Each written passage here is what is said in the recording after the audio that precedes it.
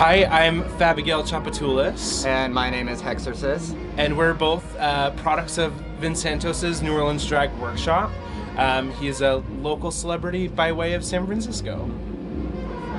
So are y'all from New Orleans? You go first? I have lived here for about 4 years. And you're originally from? Iowa. I grew up in Metairie in the suburbs, and now I'm a Lakeview lady. Oh. So what brought you to New Orleans? I had an internship here in college, and immediately within 24 hours, like, I'm gonna move here. So I graduated and moved right down. Awesome. So what made you come and stay in the city now that you're here? A lot of it, I mean, it sounds cliche, but it was like the culture, the vibrancy, just the creative spirit of New Orleans just really drew me in. Which led to this. Yeah. Yeah. And what keeps you here since you grew up here? I have for the past like 10 years been really involved in the theater community in New Orleans. I grew up doing theater. I stuck around that. I've gotten to perform all over La Petite in the French Quarter, Rivertown, out in Kenner, Southern Rep when it was back in the little canal place. And then I started doing drag and got a whole new lease on my creativity. So as a true New Orleanian, I love costumes. So it's really fun to dress up. And we love performing in drag and developing our personas. If you can tell, it's a little bit night and day. Yeah, we couldn't be more different. Yeah. Awesome. So do you have a favorite event to dress up for, or? I take Mardi Gras very seriously. I'm in a Crew de Lune, which is a Mardi Gras crew, and it's all about costuming. We do Space Ball, and it's a big costume ball, and that really like ups my costuming game, so I take it very seriously.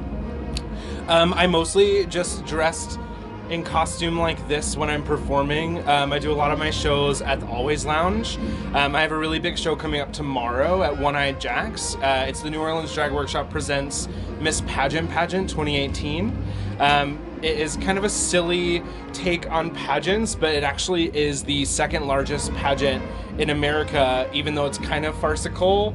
It's just a good old time at One-Eyed Jack's. It's crowd of like 400 people, and it's the best of products of the New Orleans Drag Workshop. So I hope that tomorrow I will have a crown on my head instead of this little ribbon. Awesome. Well, I hope to see it on your head. So what is one of your favorite things about the city?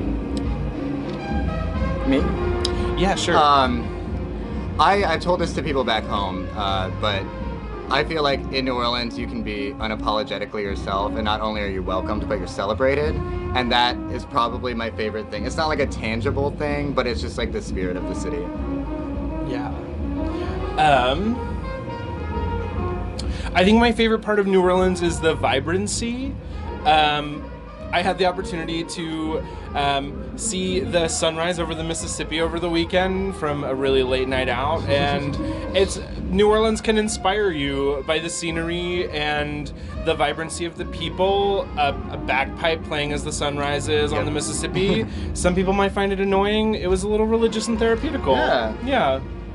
So, do you have any favorite memory of a festival or event like today? Ones that we can say in an interview. Yeah, I think one of my favorite festival experiences was the first time I ever got to go to Voodoo Fest, which I hope to be back at this year. And it was actually Big Frida's performance. We're about to introduce her to go on to perform today. And it was really inspiring and beautiful. She made this whole entrance where she was like the queen of Mardi Gras, and she had some backup dancers in these huge like Victorian hoop skirts, and they were all like coming out super regal, and then they got so funky, and it was so much fun, and we danced on the grass and had a good time. Yeah, and that's all I'll say in the PG realm of that. One of my favorite things is Space Ball every year that Crew de Lune puts on, the big costume ball. But I think one of my most like inspirational moments was also Big Frida. She performed at Siren's Ball in the Music Box Village in the Bywater. Yeah. It was a couple years ago, but the theme was like underwater, so everyone is dressed as these like underwater creatures, and you couldn't tell who anyone was. And then Big Frida came on, and everyone was just dancing, and it was great. Turns out I was dancing next to Jennifer Coolidge, and I didn't even know it. And yeah, it was a magical experience. And the Music Box is one of my favorite places in the city. So what brought you out here this morning for this event? We were actually asked by the No AIDS Task Force, Crescent Care, to host the event today. So we've been your MCs for the Walk to End HIV, which I think is being well received right now. I think a lot of people, even though it's a little... Okay. The event, it's going well, I think. Yeah. A lot of people, even though it's early, they have tons of energy and they're here for a great cause. And I think everyone's having a lovely time this early on a Sunday So many morning. people are excited to just walk. And I was like, yes. Yeah. My feet are killing me, but you go ahead and walk. That's true. 6-inch heels is not fun to do a walk to end HIV. Yeah. And if you can't tell already, I'm dressed for Sunday morning and she has been out all night. Yes. That's our aesthetic this morning. Basically. So do you have any advice you'd like to share with the people of New Orleans? Ooh, that's a good question. I would say if I had any advice for anyone in New Orleans is to be yourself and live out loud, because like we were talking earlier, costumes are embraced. If you feel colorful on the inside, be colorful on the outside, and wave your flag proudly. And there's a lot of people in New Orleans who will give you a little finger wave, supporting you down the street while you're grabbing your morning coffee, and hit the road and have a good time. Yeah, it's like I said before, like, be unapologetically yourself. You'll be celebrated. As long as you're not doing any harm to anyone, you're doing you. That's what makes the culture of the city so powerful, I think, is that people give back to it. Yeah. Yeah. If you could describe the city in one word, what word would you choose? I think I've always described New Orleans in one word, which is magical.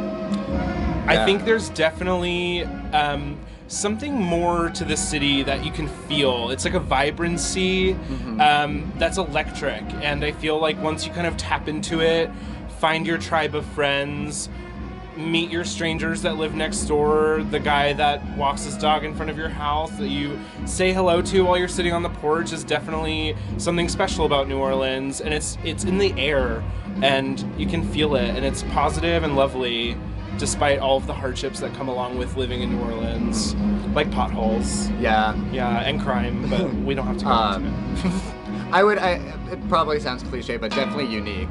I mean, you, like, say you go to Disneyland, they've got the New Orleans area. It's not like it's here, and often replicated, but never. You can't capture the essence of New Orleans without being here. Yeah.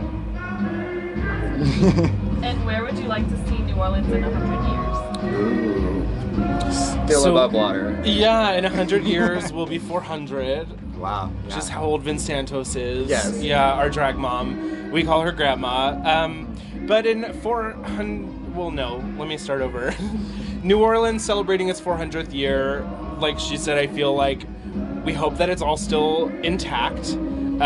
Hopefully we can come up with ways to, like, keep the water back and keep us above yet still below sea level, if you know what I mean.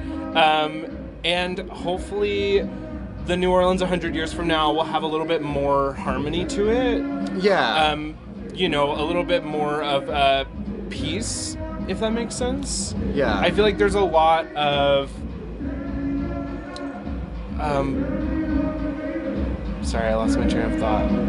I would say you go. And I would say I definitely see it maintaining that culture that it's had for 300 years now at this point. But maybe just a little more efficient. Sometimes things are a little slow around here. Yeah. Like fixing potholes. I hope that in 100 years, New Orleans can still maintain its tourism industry without giving away all of the little secrets around town that seem to be kind of infiltrated by outsiders, which in turn makes some things about the city less special. So kind of like finding a balance between letting people discover the city of New Orleans while still keeping some treasures for the locals that really appreciate those little holes in the wall or, hidden gems, like I said. Yeah.